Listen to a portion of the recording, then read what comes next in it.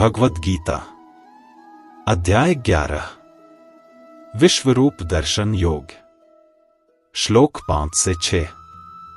श्री भगवानुवाच पश्य मे पार्थ रूपाणि शतशोथ सहस्रशः नानाविधानि दिव्यानि नानावर्णाकृतीनि च पश्यादित्यान् वसून् रुद्रान् अश्विनौ मरुतस्तथा बहुन्य दृष्ट पूर्वाणि पश्याश्चर्याणि भारत। श्री कृष्ण बोले, हे पार्थ, अब मेरे सैकड़ों और हजारों दिव्य रूपों को देखो जो अनेक प्रकार के हैं, विभिन्न रंगों और आकारों वाले हैं। हे भारत, अब तुम आदित्य, वसु, रुद्र, अश्विनी कुमार और मरुतों को देखो और इसके साथ साथ बहुत से ऐसे अद्भुत रूप भी देखो जिन्हें तुमने पहले कभी नहीं देखा। यहां वह क्षण शुरू होता है जिसका अर्जुन इंतजार कर रहे थे। भगवान कृष्ण उनकी इच्छा का उत्तर देते हैं और कहते हैं, अब मेरे रूपों को देखो।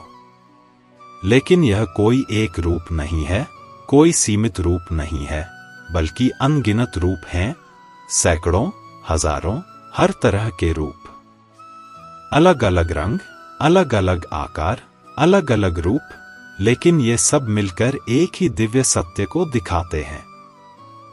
भगवान कृष्ण अर्जुन की दृष्टि को धीरे धीरे व्यापक करते हैं।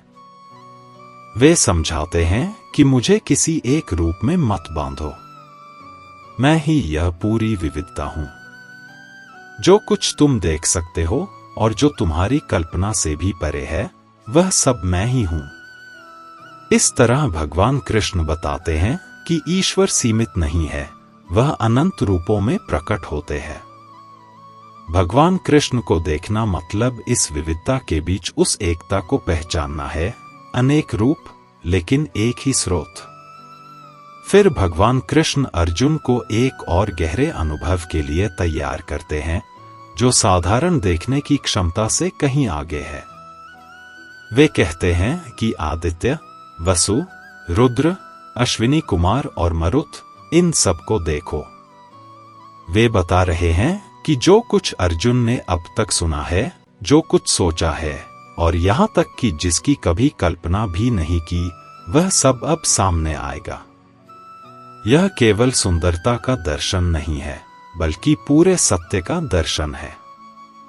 इसमें वह सब शामिल है जो जाना हुआ है और जो अनजाना है, जो देखा गया है और जो कभी नहीं देखा गया। भगवान कृष्ण समझाते हैं कि ईश्वर केवल उतना नहीं है जितना हम समझ पाते हैं, बल्कि सत्य उससे कहीं अधिक विशाल है।